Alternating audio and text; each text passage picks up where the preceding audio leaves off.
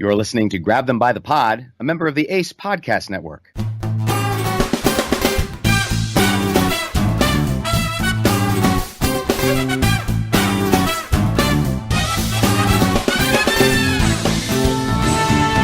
Welcome back to Grab Them by the Pod.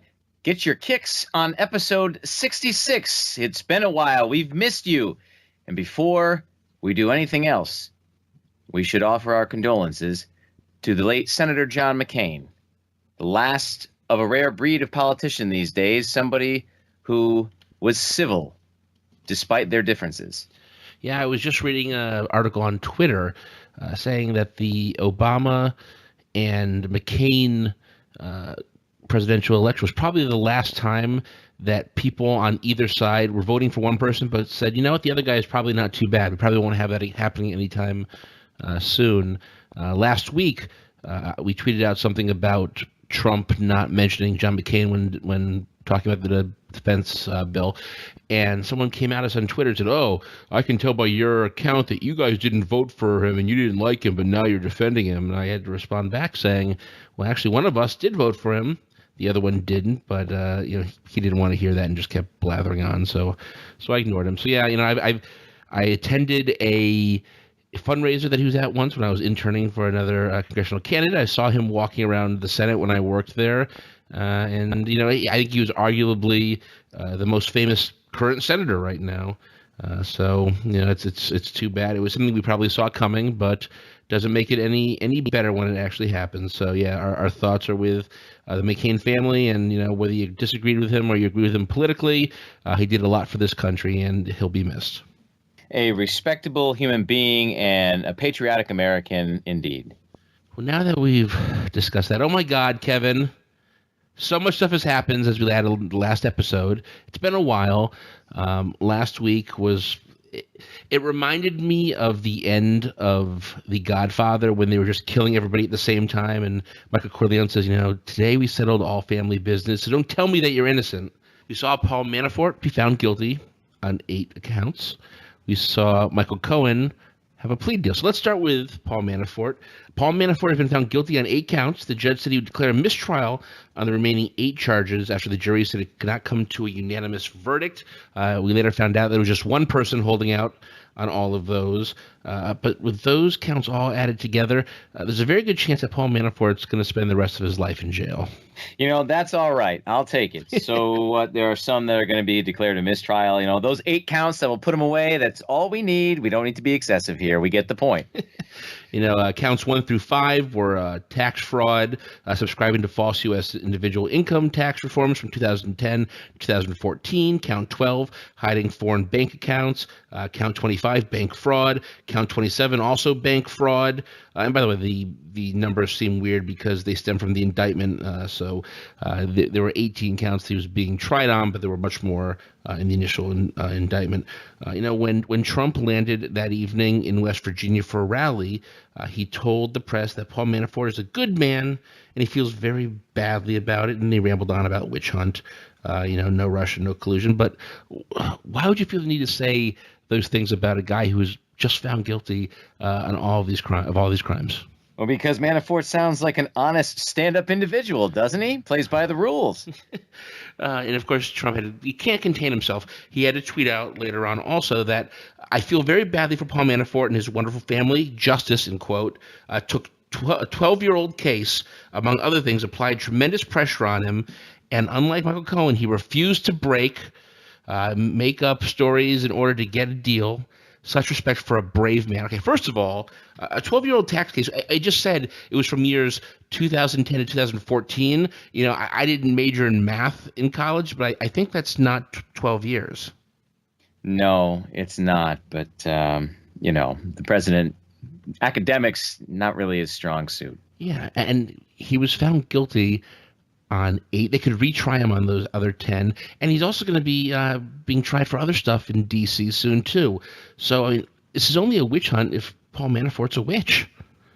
Well, see, back here in Connecticut, Paul Manafort's home state, native state, this brought a lot of, maybe undue attention or unwanted attention, especially in the city of New Britain, where Manafort hails from.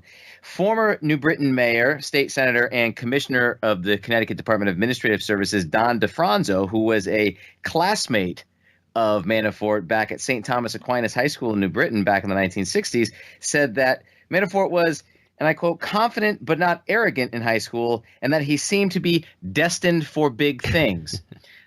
This is pretty big, I would say. Yeah. He's going to be remembered, just maybe not the way they thought he would be back then.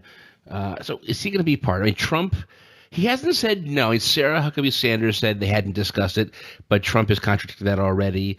The fact that he's not saying no leads me to believe that he just might. And everybody around him is telling him not to do it. But when that happens, Trump likes to go rogue. Yeah, I think it's also important to note that very city of New Britain had to clarify something about a week ago, where they changed a sign on Paul Manafort Drive. The street sign now reads Paul Manafort Senior Drive, which is who it was named after to begin with. Manafort's father, who had been a 3-term mayor of the city years ago and who had operated a successful construction business, which is still in business today. I just saw Manafort Brothers Crane when I was in Hartford the other day. So they wanted to make sure they clarified that the street was not named after this convicted criminal, but yet the father who had been the mayor back in the 60s. It's kind of like when Houston had Enron Field after everything had happened. You got to do something that just looks really bad. So Manafort, I mean, that story's not over, whether it's a pardon or the upcoming trials that he's going to be still dealing with. So we'll see what happens when it comes sentence time with him and what happens in the future. But Michael Cohen, oh my God, I mean, these things were happening, by the way, at the exact same time. I was watching CNN, and they even referenced it was like a Saturday Night Live skit because they were talking to people, and they had to cut them off immediately, go to a courthouse. It would come back. They'd cut him off again immediately, go to another courthouse. I mean, this stuff was happening bang, bang, bang, bang, bang. And Michael Cohen, if you don't know, I can't believe you're listening to us, but if you don't know, he was Trump's longtime personal attorney. He was his fixer. He reached a plea deal with federal prosecutors regarding bank fraud, tax fraud. He pleaded guilty to 8 counts. 8 seems to be the magic word in these situations. Counts 1 through 5 were evasion of assessment of income tax liability. Count 6, false statements to a bank. Count 7, causing an unlawful corporate contribution. And count 8, excessive campaign contribution. AKA the Stormy Daniels affair. That would be Miss Stephanie Clifford. In the plea deal, he said that it was done in coordination and at the direction of a candidate for federal office, and that because of that, he kept information that would have been harmful to the candidate in the campaign from becoming public. That's Trump. He basically, I mean, he didn't say his name, but he did everything else but say his name. That is Donald Trump. Donald Trump is guilty of sin. He's an unnamed co-conspirator in all of this, and it really just brought us to another level. Yeah, so Paul Manafort, Michael Cohen, drain the swamp kind of guys, right? The swamp has gotten swampier and swampier every day that President Trump has been in office. And the fact that people can't see that, it's just infuriating at times. No, that's because the Republican leadership in Congress cares more about holding on to power than to doing what's right for America. I mean, I personally think that Paul Ryan is spineless. I know a lot of people in Congress actually agree with us on that, but Congress is just going to continue to turn a blind eye because as long as they get their judges, as long as they get their bills passed, they don't care if the president's a criminal. They don't care who the president surrounds himself, who the president allows in the Oval Office. I mean, just the other day, they had one of the QAnon guys in the Oval Office taking a picture with the president. They don't care about any of this as long as they get what they want, and they're selling out their country for their own personal needs and their own personal gains, and that's not what this country is about, and it's so sad that that's where we are as a country. They might as well be selling it for a bag of magic beans, Jesse. Magic beans. At least he got to go on a beanstalk. I don't think we're even going to get that. So, of course, Trump went on a Twitter storm after all of that. The first one, if anybody's looking for a good lawyer, I would strongly suggest that you don't retain the services of Michael Cohen. A lot of people have actually thought that was funny and thought Trump was being funny. I think Trump doesn't understand what's funny and what's not, and he doesn't understand that his relationship with Michael Cohen makes that look really bad, but that's just me. He also tweeted out that Michael Cohen pleaded guilty to 2 counts of campaign finance violations that are not a crime. Well, they are a crime. That's why Cohen's going to jail because of them. Trump just doesn't understand a lot of things. Clearly not, or how the legal system in this country works, because last I knew, people can't plead guilty to something that's not illegal. And we'll talk about this a little more about Trump's interview in just a few minutes. But it's not like Cohen's like, I would have to plead guilty to this. And they're like, well, it's not illegal, but we'll accept your guilty plea and put you in jail just because, we have nothing else better to do with our time. I plead guilty to having eaten cereal for breakfast this morning. Trump could plead guilty to eating McDonald's. We know he does love that. And Cohen's lawyer, Lanny Davis, went on all the shows, was doing interviews directly after this, and said, we have definitive evidence that Donald Trump committed a crime, and a crime involving the corruption of American democracy. So as far as I'm concerned, that is an indictable offense. Cohen would not accept a pardon from Donald Trump. I believe that a pardon from Donald Trump would be a definition of dirty. The evidence... Well, yeah, yes. Just a bit. Well, because by the way, people forget that when you accept a pardon, you're accepting the guilt.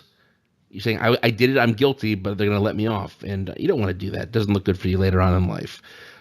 He also tweeted out, the evidence shows that Trump directed and coordinated, making Trump as much a criminal as Michael admitted to being. It's just that Mr. Trump won't testify under oath and admit that truth that he is just as guilty. And yeah, I have to agree with Mr. Davis. Trump is guilty. Anybody who can look at this objectively can tell he's guilty. Right. I mean, we see it. The writing's on the wall. We're clear-eyed here. Surprisingly enough, Americans, many Americans aren't. But, again, that's because it's, to me, that they are self-serving. They care more about what's in it for them. And as long as the president is doing things that they're benefiting from, then they don't care. You just got to think of it very simply. Who does this all benefit? This didn't benefit Michael Cohen. It benefited Donald Trump.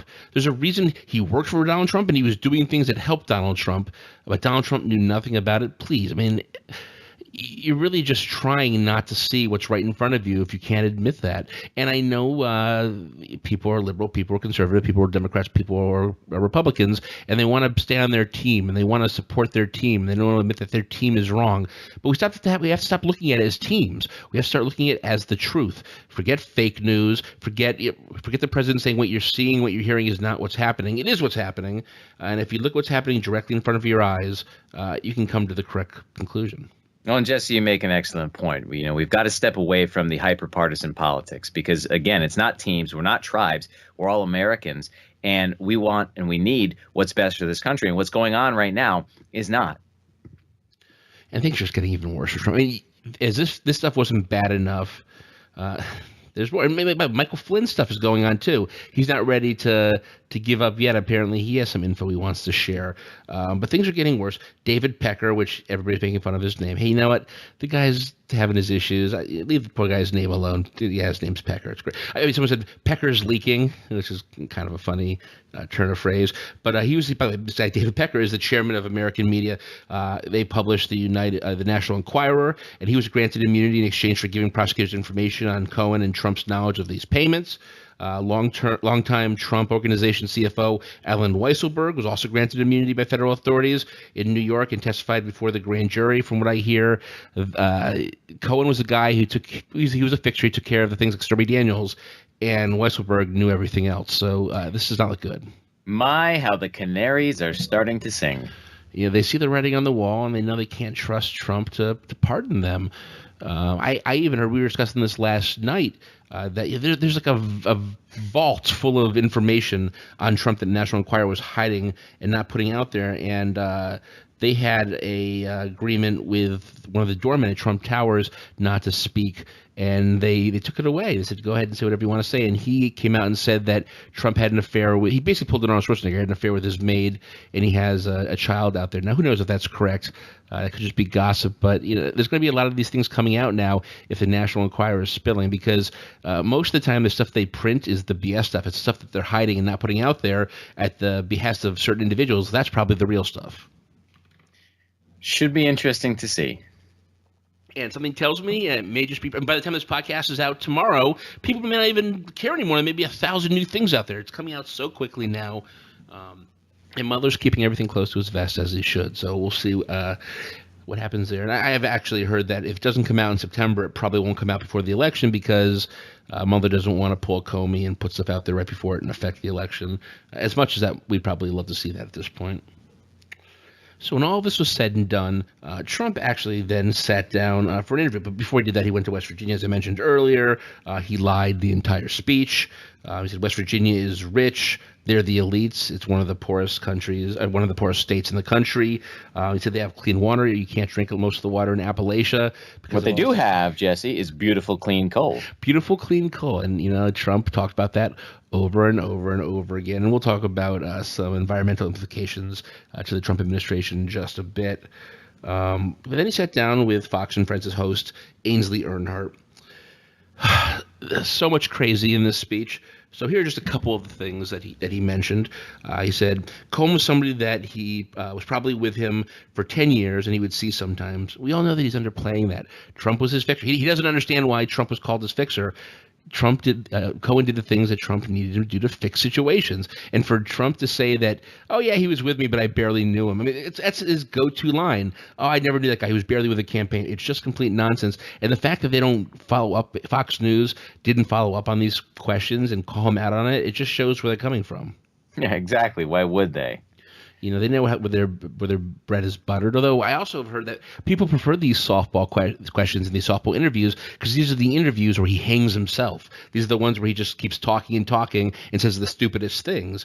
Like we mentioned this earlier. He says concerning Cohen, the two counts aren't even a crime. They weren't campaign finance. Trump has absolutely no idea what campaign finance is and what campaign finance laws are. I have a friend from my time in D.C. who actually specializes in campaign finance, and I told him you have to go out there and take advantage of this. When has campaign finance ever been this profitable? People must hire you to educate people on what campaign finance law actually is. Trump thinks that if the funds didn't come directly from his campaign, then it's not campaign finance violation. No. If it's any money that you're giving that's helping your campaign, it has to be reported to the FEC. That's the point of all these laws with the FEC, that we, the people, know what money is being spent on what. But Trump doesn't understand that. And apparently the people around him don't understand that, or at least they don't want to tell him what it means, or they don't care. Well, it should come as no surprise that the president doesn't know anything about campaign finance because he always hires guys like Michael Cohen to fix it for him.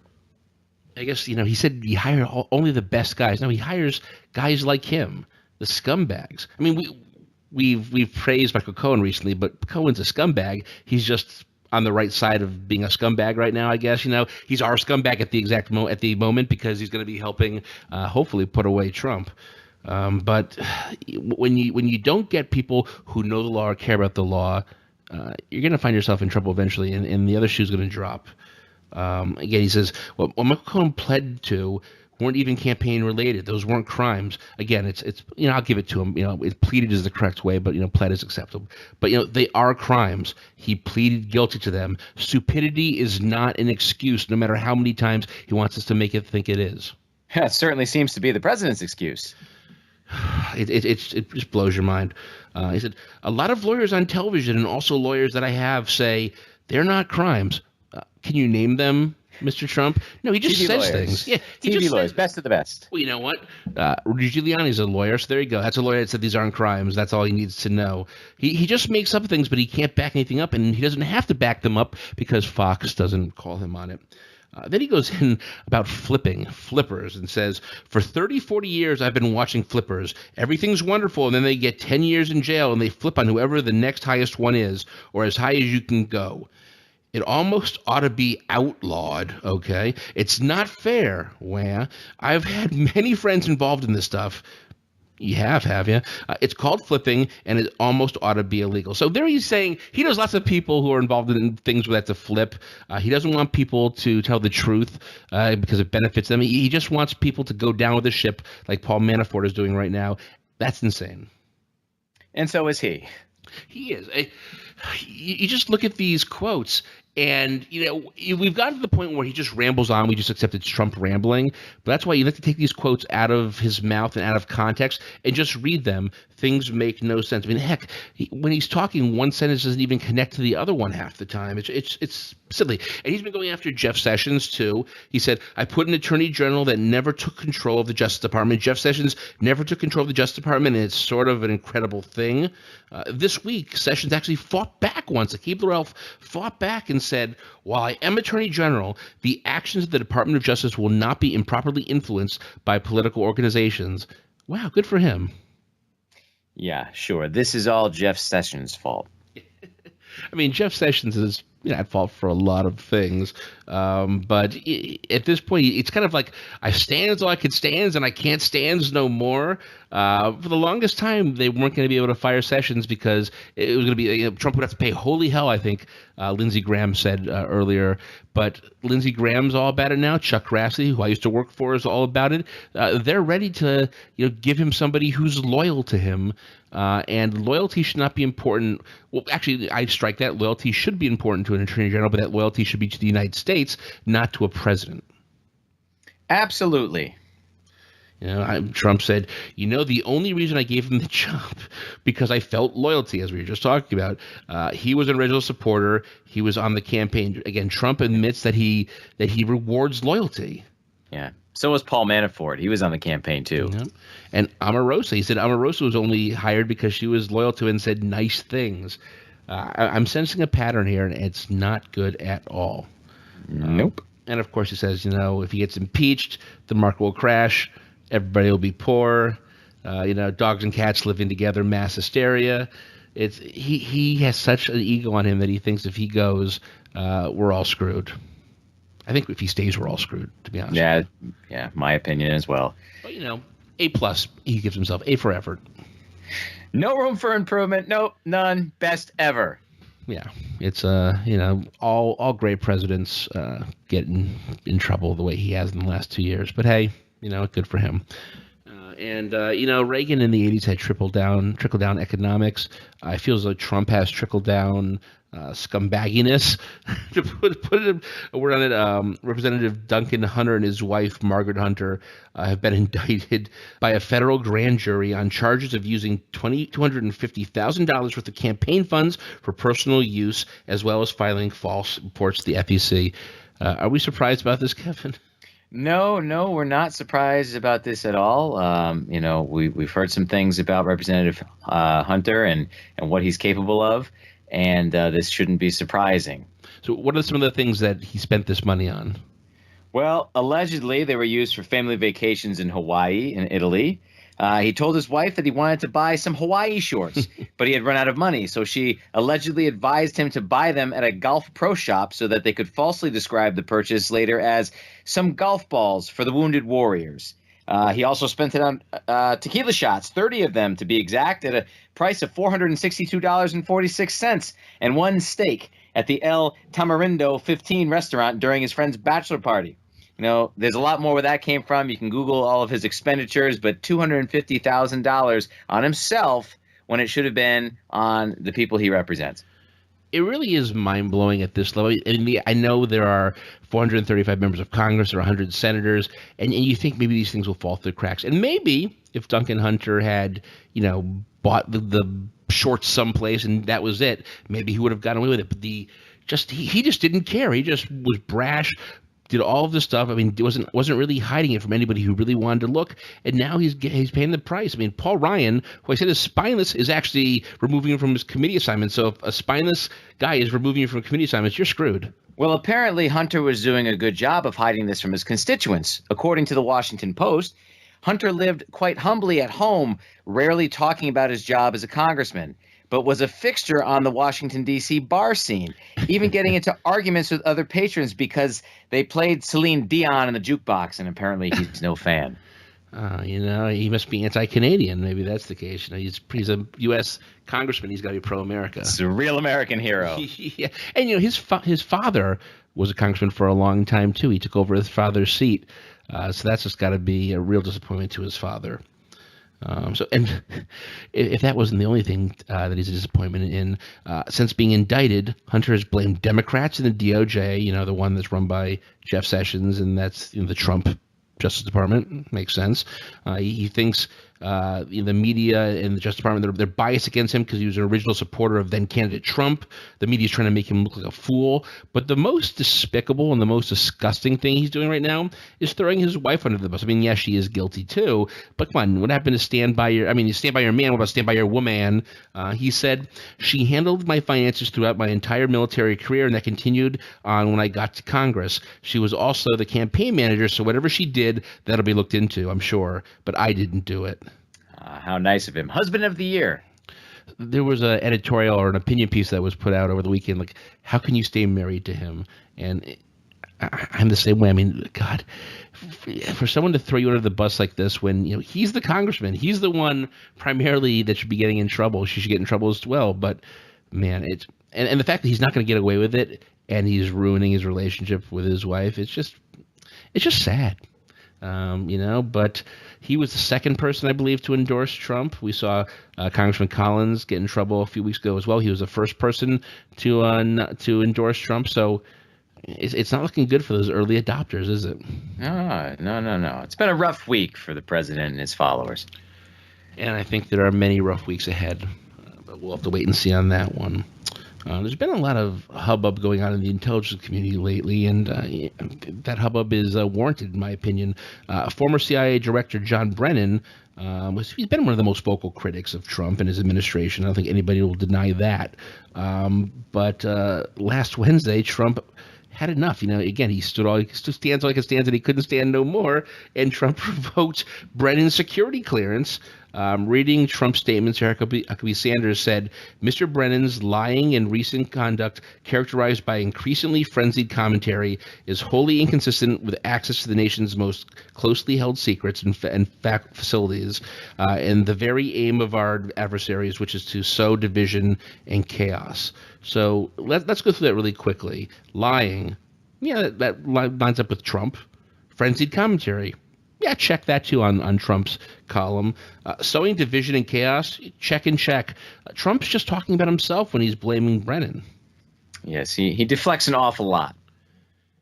And it's not like Brennan was this big political guy before the Trump administration. I mean, he served under Obama. He served under George W. Bush. But he's an American, and he's smart, and he knows what he's talking about.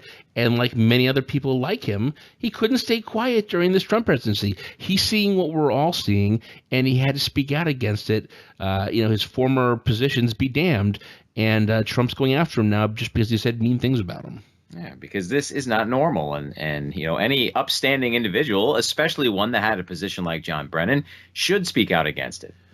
Trump's not stopping there. He's also threatening to pull security clearances for other people like James Clapper, James Comey, Sally Yates, Susan Rice, Andrew McCabe, several others. And what do all those people have in common? Oh, Trump doesn't like them, or they've spoken out against him.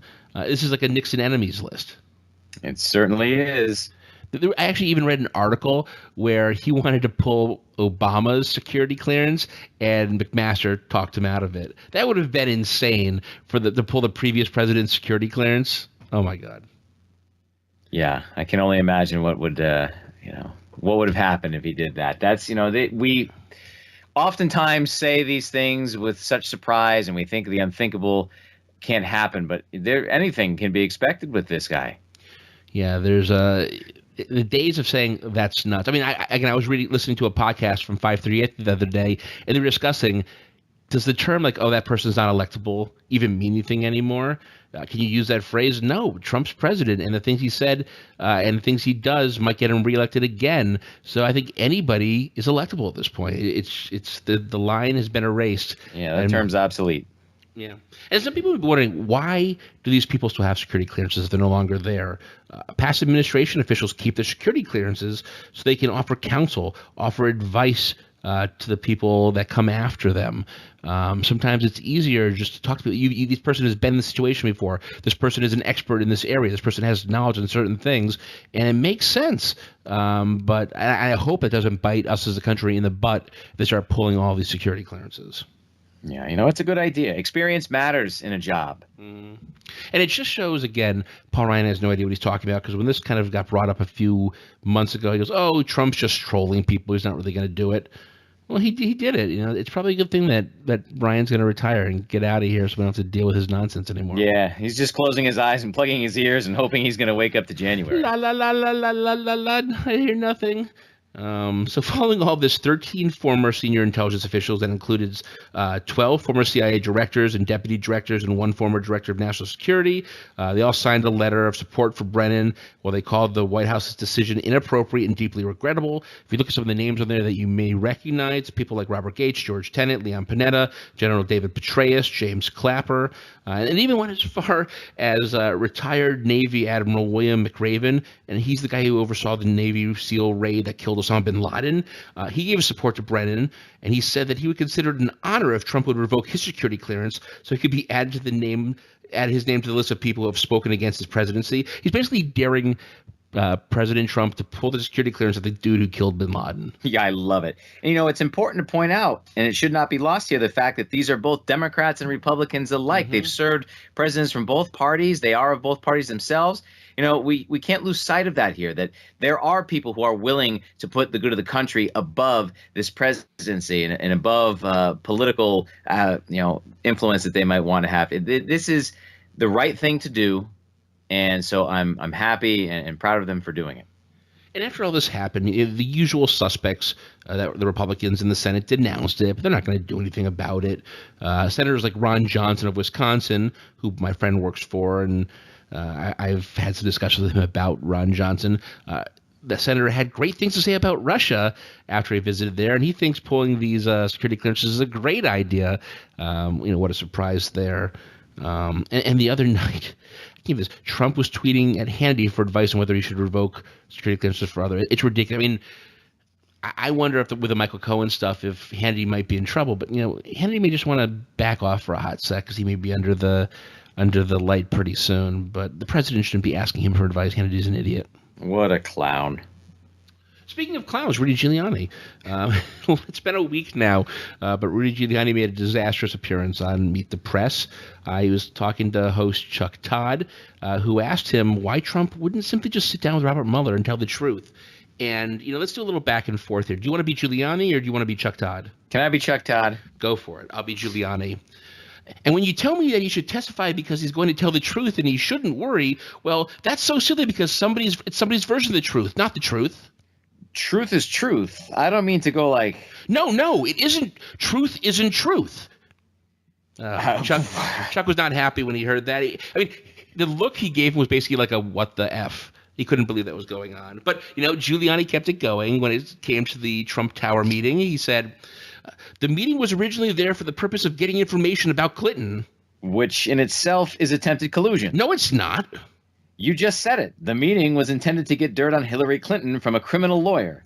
That was the original intent of the meeting. It turned out to be a meeting about another subject, and it was not pursued at all. And, of course, any meeting with regard to getting information on your opponent is something that any candidate staff would take. From the Russian government? She didn't represent the Russian government. She was a private citizen.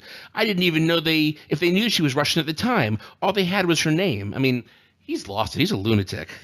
Natalia Veselinskaya. That's Chinese, right? Yeah. And, this story has changed so many times. Trump didn't know about it. Okay, he knew about it, but he just dictated stuff. Okay, Trump knew about it, but it wasn't illegal. Okay, it may have been illegal, but he's the president. It just goes on and on and on. And, again, people are just letting him get away with it. It's so strange that it doesn't upset his supporters. There have been lots of people that I've liked in the past who have disappointed me, and it doesn't mean I have to love them forever. I can see, when I've gone in the wrong direction and suddenly this candidate is no longer for me, but the Trump supporters can't do that. He's their guy forever and ever and ever. Yeah, well, Trump supporters, you've been sold a bill of goods here. Nothing the man stands for is actually to the benefit of this country. And, in most cases, those of you supporting him are the ones that are most directly affected negatively by the policies he's enacted. Mm-hmm. And if you want to hear more about our thoughts on the Trump Tower meeting, just go back to listen to some of our old episodes. We've talked about it at length at different times. The final thing I want to talk about here has to do with the EPA. Scott Pruitt may be gone, but things are just as bad as ever when it comes to the environment. The Trump administration is again showing that they are more interested in pandering to potential voters and doing what's right for the country and what's good for the country. Trump and the EPA unveiled a plan to replace Obama's Clean Power Plant regulations, which imposed, by the way, restrictions on coal-fired power plants. Beautiful clean coal-fired power plants. The new plan, called the Affordable Clean Energy, or base rule was signed by the EPA acting administrator Andrew Wheeler last Monday. Obama's policies basically restricted coal-fired plants that didn't meet modern pollution standards in an effort to cut carbon emissions. Is there anything wrong with that? I don't think so. I don't see it. No, but Trump's view is that we don't need to meet modern pollution standards and contribute. We don't care if we contribute to greenhouse gas emissions globally. We need to get cheered in West Virginia, so I'm going to do a policy that'll make them happy. And didn't you say, wasn't it in past episodes you said there are more people working at bowling alleys than there are in the coal industry? You took the words right out of my mouth. That's exactly what I was going to say. Sorry to steal your thunder. I actually looked up. I think it's the coal industry contributes to 2% of West Virginia's economic growth and GDP. So it's not even their largest thing anymore, but it's what you associate with West Virginia when you think about it. I love that the Trump administration claims that the Obama era standards are proof the administration was biased against coal. Well, yeah, they were. Or it's just a scientifically proven bias, but whatever. Yeah, it's coal. It's not clean and beautiful, no matter how many times you say that. Coal is in the past. We've repeated that a million times. I understand that it is a livelihood for some people, and it's easy for me to say, just switch to a different industry. But if we're looking at what's best for our country and best for the world, we have to phase coal out. I'm not saying stop it immediately, but certainly don't open up more plants. It's not needed right now. Right. It's definitely a turn in the wrong direction. But, wanting a healthy environment is just another of liberals hating America. Snowflakes can't handle a little smut. Bunch of commie pinkos. Yeah, we're trying to shut down coal. The coal industry has argued that upgrades to the plants are costly and that have led to plant closings. So it just makes no sense that, instead of, we can't afford to make them better, so we're going to make our regulations worse. It blows my mind. And again, this is a 1 + 1 = 2 type situation in my mind. You look at that. We referenced the drinking water in Appalachia. You just have to look at that and realize maybe we should start transitioning to something else. Yeah, well, you know what? If you think Trump loves coal, you know what he hates? What does he hate? Wind power. He hates wind power.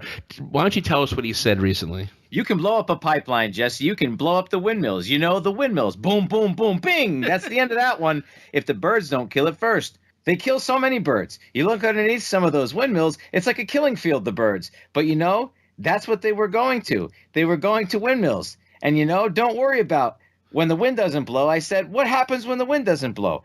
Well, then we have a problem. Okay, good. They were putting them in areas where they didn't have much wind, too. And it's a subsidiary. Subsidy for windmills. You need subsidy. Who wants to have energy where you need subsidy? So the coal is doing great. Now, that was difficult for you to read because it's an insane sentence. And one thing, you just naturally read a word as subsidiary. No, he said subsidiary, which isn't a word, by the way. I feel so much better now. I'm the intelligent one. He's just saying things that aren't real. First of all, Trump thinks that, if there's no sun, solar panel, they can store energy. By the way, he thinks coal's indestructible. If it was indestructible, you couldn't use it. They couldn't mine it. And by the way, they don't just take coal and start using it. They have to go to plants, and those plants can be blown up too. His obsession with if we were attacked, they could blow up our windmills is just insane. You go home, Google that, and read that yourself, and you'll just see how insane he is. Again, as you mentioned before, Jess, you've got to read these. Print them out, pull them up online, and read them. It's like you said, when he's going and foaming at the mouth and words are just spewing out, it's easy to think that it's just he's rambling. When you actually look at the words, the man makes absolutely zero sense. All right, Kevin, if that wasn't enough information already, what do you have for Kevin's Corner? Well, Jesse, as we've been gone from the airwaves for a while, and as it's the start of yet another school year for me and for young people everywhere, now seems like a good time to reiterate the fact that the behaviors and actions of the current president and his administration are not normal. With each passing week and month, with all of the appalling statements made, information leaked, indictments handed down, convictions delivered, it becomes harder for the average American to retain the level of concern and outrage. We must not let down our collective American guard. We cannot allow this presidency to become the new standard for what we accept from our leader in the most high elected office. While each of us is powerless against the president himself, we do wield something very powerful over the members of Congress who can act in defense of our nation against crimes committed by the executive branch. November is coming. Those of you being represented by someone who supports the unethical activities currently taking place on Pennsylvania Avenue, it is your responsibility to remind them where the power truly lies in this, our democracy. Very nice, Kevin. And, it just came to my mind when you said, going back to school, we didn't even discuss Betsy DeVos wanting to divert education funds to buy guns for schools. It's insane. It never ends. Oh, boy. Well, take me to the shooting range when you get your first education gun. Well, your brother had a bear in his neighborhood this week, so maybe she's on to something. You never know. All right. Well, thank you all for sticking with us. I know we haven't been here for a while. I'm going to be on vacation starting September 8th, so we'll definitely get one more episode in here, if not two, so we won't leave you high and dry. But remember, go to our website at Grab Them by the Pod. You can find all wonderful goodness that is Kevin and I on that page, whether it's our handsome pictures or just where you can find our podcast and social media links. We may have a special guest coming up here in the next couple of weeks. We're still working on it, but we'll have more to report on that once it's a done deal. And until the next episode, Kevin, it's been fun. Later.